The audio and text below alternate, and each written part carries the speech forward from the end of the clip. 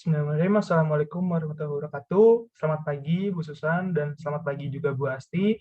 Perkenalkan, nama saya Ikhwan, NIM 129-19041 dari Oceanografi 2019 akan mempresentasikan mengenai Sustainable Aquaculture, metode Zeofit untuk mengurangi limbah nitrogen pada budidaya ikan lele sangkuriang. Nah, perkenalkan kembali, nama saya Ikhwan, NIM 129-19041, Oceanografi 2019 sebagai salah satu peserta mata kuliah budidaya laut. Nah, dalam presentasi kali ini, saya akan membahas beberapa hal yang meliputi pendahuluan, yang kedua, gambaran umum, komoditas, bisnis plan model kanvas, manajemen usaha, dan yang terakhir adalah kesimpulan. Yang pertama, kenapa saya memilih metode ini dan kenapa harus budidaya berkelanjutan? Seperti kita ketahui bersama, bahwa di dunia ini baik makhluk hidup hewani maupun tumbuhan memiliki banyak klasifikasi berdasarkan kriteria tertentu seperti siklus hidup, anatomi, dan segala macamnya. Tetapi dengan populasi manusia yang begitu banyak di dunia, itu akan mempengaruhi permintaan mereka terhadap adanya ikan yang ada di dunia. Nah, oleh karena itu, salah satu metode yang dapat mengimbangi antara populasi manusia atau permintaan manusia terhadap ikan dan populasi makhluk hidup terutama ikan di dunia, salah satunya digunakan metode Sustainable Aquaculture atau budidaya berkelanjutan. Nah, salah satunya adalah metode Zeofit, yakni pemberian pakan ikan lele sangkuriang yang dicampurkan dengan zat zeolit. Yang selanjutnya, adapun tujuan dari penelitian kali ini yakni mengetahui salah satu sistem aquaculture, yakni metode Zeofit, serta pengaruhnya dan pemanfaatannya. Dan yang kedua adalah merancang bisnis plan model untuk sistem aquaculture dari metode Zeofit. Adapun manfaat yang dapat kita dapatkan dari penelitian kali ini, terutama saya sendiri, yakni memberikan informasi mengenai inovasi sustainable aquaculture. Yang selanjutnya adalah memberikan informasi mengenai sistem Zeofit serta pemanfaatannya. Dan yang terakhir adalah memberikan inovasi mengenai sistem Sustainable Aquaculture, salah satunya dengan metode Zeofit. Nah, yang selanjutnya, beberapa hal yang dapat dijadikan sebagai gambaran umum dari keberjalanan budidaya kali ini. Yang pertama adalah inovasi metode Zeofit. Inovasi metode ini yakni mencampurkan zat zeolit kepada pakan ikan lele sangkuriang yang biasanya diberikan. Namun, karena adanya zat zeolit ini mampu menyerap amonia, sehingga dapat meminimalisir dihasilkannya limbah nitrogen dari air hasil budidaya, sehingga mampu menjaga kualitas air dari budidaya ini dapat tetap terjaga, sehingga kualitas ikan maupun kualitas air pun dapat menjadi lebih sehat daripada kita tidak memberikan zat zeolit ini sebelumnya. Namun, tentu saja dengan takaran tertentu. Yang selanjutnya adalah beberapa teknis pelaksanaan yang digunakan ketika kita melaksanakan budidaya kali ini. Yang pertama adalah meliputi persiapan budidaya yang termasuk ke dalamnya adalah kebutuhan lahan dan pembuatan kolam, lalu mempersiapkan kebutuhan alat dan sarana-prasarana, lalu ada juga mempersiapkan sumber daya manusianya. Nah, yang selanjutnya adalah proses budidaya yang meliputi pembuatan dan persiapan kolam, lalu ada pula pengairan, lalu ada aklimatisasi ikan lele atau pembersihan benih ikan lele dari penyakit yang dibawa sebelumnya. Lalu selanjutnya adalah proses pemeliharaan dengan proses pemberian makan dan segala macamnya, lalu proses panen dan pasca panen, dan salah satu kegiatan yang jangan dilupakan dalam metode kali ini, yakni pencampuran zat zeolit ke dalam bahan pakan ikan lele sangkuriang. Nah, tadi saya seringkali menyebutkan ikan lele sangkuriang. Sebenarnya seperti apa sih ikan lele sangkuriang ini? Berdasarkan anatominya, ikan ini termasuk kingdom Animalia, termasuk ke dalam kelas ikan, dan memiliki subkelas Teleosteae, berfilum Chordata, termasuk dalam ordo Ostariopsi, dan termasuk dalam genus Varias, dan nama ilmiah dari ikan ini adalah Clarias gariacnes. Nah, ada beberapa proses yang dapat dilihat dalam layar, yakni proses pemijahan dan siklus hidup ketika kita melakukan budidaya ikan lele. Dalam pemijahan, maka ada proses pertemuan antara ikan lele sangkuriang dewasa betina dan jantan untuk proses pemijahan dan sehingga dihasilkannya telur. Nah, ketika telah adanya telur, maka akan dirami hingga 24 jam kemudian akan menetas, dan juga setelah beberapa jam, beberapa hari, dan beberapa minggu itu akan tumbuh menjadi ikan lele dewasa seperti yang telah kita lihat seperti biasanya dan siap untuk dipanen dan dikonsumsi. Nah, untuk cara atau tahapan dalam budidaya atau pembibitan, untuk metode kali ini digunakan tipe aquaculture keramba jaring apung.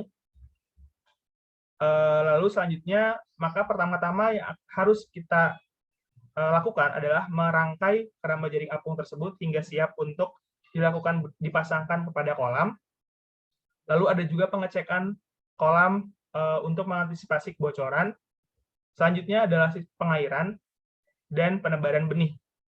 Selanjutnya tinggal diikuti dengan proses pemeliharaan seperti pemberian makan secara berkala dan juga pemeliharaan hingga 30 hari sampai 45 hari ke depan, hingga ikan lele dewasa siap untuk dipanen dan dikonsumsi. Nah, karena salah satu keunggulan dari metode ini, yakni tetap bisa menjaga kualitas air tetap baik untuk lele itu sendiri maupun ketika air ini dialiri ke berbagai tempat. Adapun kualitas air yang baik untuk ikan lele sangkuriang, yakni memiliki kandungan oksigen sebesar 6 ppm, memiliki kandungan karbon dioksida kurang dari 12 ppm, bersuhu 26 derajat sampai 30 derajat Celcius untuk pembenihan, dan 25 derajat hingga 30 derajat Celcius untuk masa pemeliharaan, memiliki pH sekitar 6,5 sampai 9, memiliki kandungan amonia kurang dari 1 ppm, dan memiliki turbiditas atau kemampuan matahari untuk menembus air sejauh 30 cm, dan memiliki kandungan oksigen sebesar 4 mg per liter. Selanjutnya akan dibahas mengenai bisnis plan yang digunakan dengan model kanvas. Dalam model ini terdapat beberapa sektor yang dimiliki atau digunakan pada model kali ini. Dapat dilihat di layar, dan saya akan membahasnya satu persatu. Yang pertama adalah customer segment, atau sektor yang membahas mengenai target konsumen siapa saja yang digunakan dalam sebuah bisnis atau suatu bisnis. Nah, untuk bisnis kali ini akan digunakan 3 sektor. Yang pertama adalah pemilik warung pecel lele, yang kemudian adalah pemilik supermarket, lalu ada para pemilik usaha makanan bahan ikan lele, dan tentunya yang terakhir adalah para penjual ikan di pasar. Nah, adapun keunggulan yang digunakan atau dihasilkan dari digunakannya metode zeofit dalam budidaya berkelanjutan pada ikan lele sangkuriang, diantaranya adalah ikan hasil budidaya akan memiliki kandungan protein yang cukup tinggi atau lebih tinggi dibandingkan dengan ikan lele sebelumnya, yang biasanya tidak digunakan zat zeolit pada pakannya, lalu memiliki ukuran yang lebih besar dibandingkan biasanya, dan tentunya keunggulan terakhir adalah mampu menjaga kualitas air hasil budidaya sehingga tidak akan dapat meminimalisir limbah nitrogen di dalamnya. Tentunya hal ini dapat menjaga kualitas ikan memiliki kesehatan yang lebih baik dibandingkan ketika memiliki kandungan nitrogen di dalamnya. Yang selanjutnya, beberapa channel atau partner yang dapat dijadikan dalam bisnis kali ini. Yang pertama adalah pemilik warung pecel lele, lalu pemilik supermarket, dan para pemilik ikan penjual ikan di pasar. Dan ketiganya ini memiliki sifat yang sama, yakni kita mengharapkan mereka untuk dapat menjadikan kita sebagai supplier mereka atau produsen mereka dalam menyediakan ikan lele yang mereka butuhkan.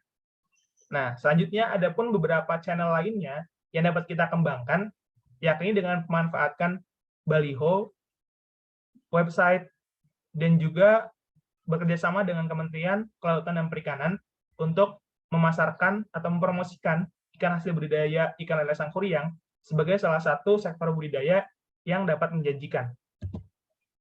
Yang selanjutnya adalah customer relationship, yakni ada beberapa hal yang dapat dijadikan sebagai cara untuk mempertahankan bisnis ini tetap berlangsung. Yang pertama tentunya adalah pemasaran dan promosi. Salah satu metodenya adalah membuka lahan budidaya ini untuk sektor wisata, yakni kita mengundang masyarakat untuk datang ke tempat budidaya kita, dan mereka dapat melihat secara langsung bagaimana proses budidaya ini dapat berlangsung.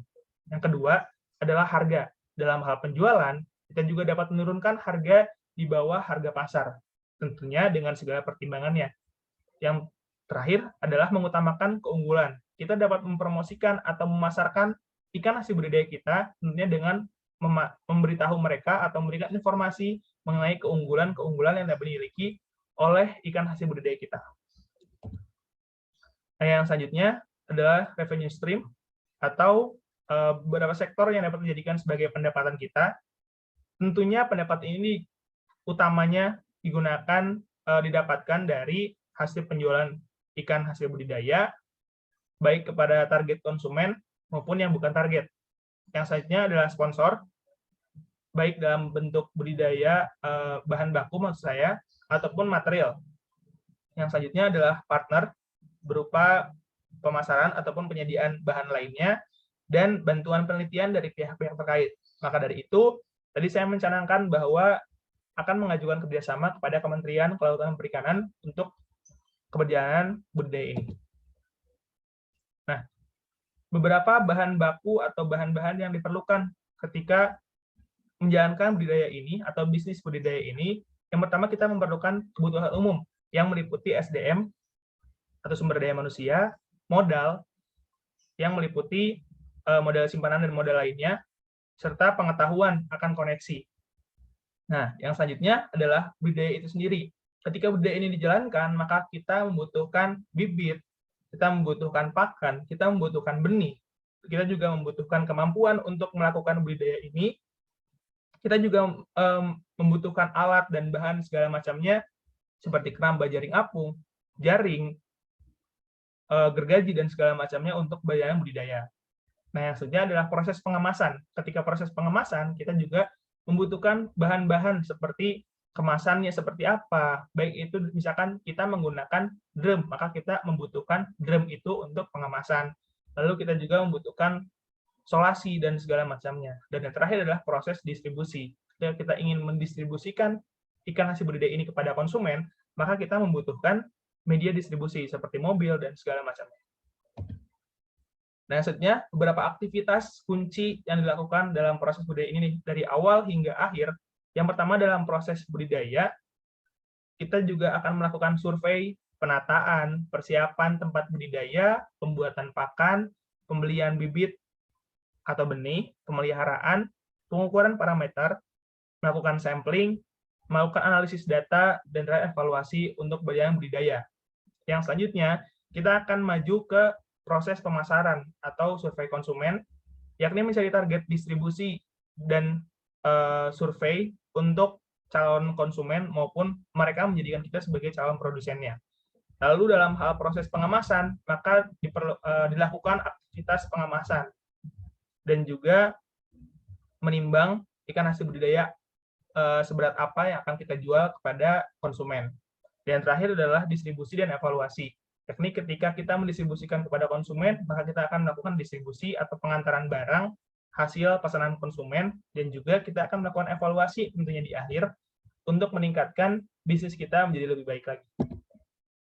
Yang selanjutnya, dalam hal bekerja sama, kita akan menggunakan sebuah sistem seperti biasanya sebuah bisnis, yakni proses transaksi jual-beli atau buyer-seller relationship antara konsumen dan juga kita sebagai produsen. Dalam hal ini juga kita diperlukan beberapa nilai, seperti nilai kepercayaan dan nilai kerjasama yang baik untuk dapat mendukung bisnis menjadi berjalan seperti seharusnya. Dan yang terakhir, dalam hal bisnis plan model kanvas ini, yakni struktur keuangan. Kita juga membedakan berdasarkan fixed cost atau biaya tetap, yang meliputi pembuatan kolam dan segala macamnya yang berkaitan dengan gaji karyawan. Yang selanjutnya adalah variable cost atau biaya tidak tetap yang meliputi bahan baku, bahan dasar, pakan, benih, lalu ada juga dan lain sebagainya. Dan selanjutnya adalah economic of scale atau ketika kita mendapatkan pesanan yang cukup besar dan economy of scope.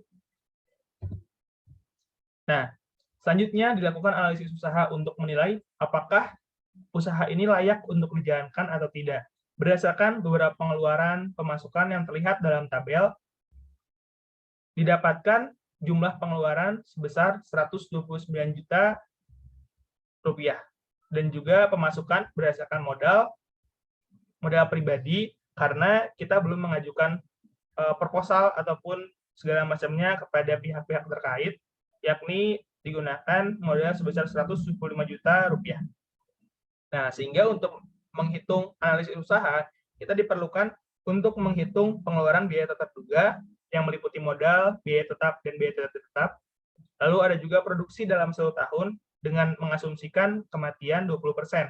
Karena seperti kita ketahui bersama bahwa ikan lele sangkuriang juga merupakan makhluk hidup yang dapat memunculkan kemungkinan untuk adanya kematian. Lalu keuntungan dalam 1 tahun, lalu menghitung laba bersih dari keuntungan tersebut dan biaya tetap dan tidak tetap, dan dihasilkan biaya laba bersih yang kita dapatkan adalah Rp319.849 dalam 1 tahun. Dan yang terakhir, untuk menghitung analisis usaha ini layak untuk dijalankan atau tidak, maka dihitung benefit and cost ratio dan dihasilkan nilai 5,77, atau dapat kita simpulkan bahwa usaha ini sangat tepat atau sangat baik ketika dijalankan. Adapun beberapa analisis ketika kita menjual kepada sektor-sektor tertentu yang kita targetkan sebagai konsumen kita. Dapat dilihat di layar seperti tukang pecel lele, restoran, pasar tradisional, supermarket, penjual bahan makanan. Nah, terakhir, saya akan menyimpulkan apa saja yang telah saya bahas dari awal hingga akhir, yakni metode Zeofit ini merupakan salah satu metode sustainable aquaculture yang memperhatikan kualitas air hasil budidaya, sehingga air tersebut bebas akan limbah nitrogen ataupun dapat meminimalisir limbah nitrogen dalam air hasil budidaya, tentunya dengan mendatangkan manfaat lainnya. Nah, proses ini dilakukan dengan cara mencampurkan zeolit pada pakan ikan lele sangkuriang.